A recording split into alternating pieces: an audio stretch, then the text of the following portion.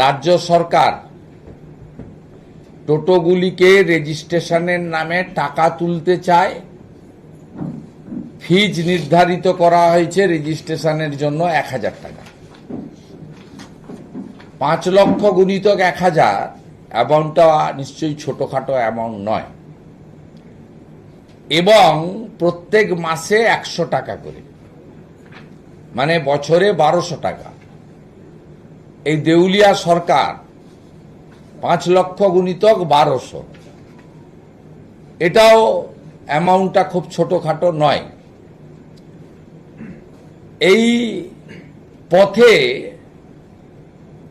Dear lottery, Martin lottery, যাকে ভাইপো lottery বলছেন, নভেম্বর ডিসেম্বর মাসে আবার কিছু দান খয়রাতি করতে হবে, ১০০-২০০ টাকা ভাতা বাড়াতে হবে, খরচ আছে।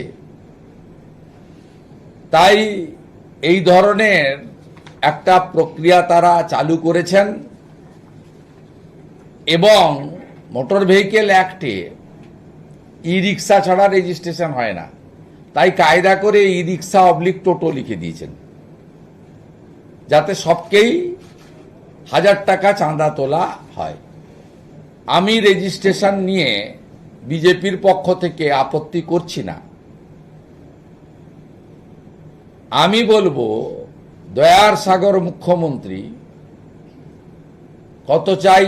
৮৫, ৯০, ৯৫, ১,১০,০০০। খুশি তো?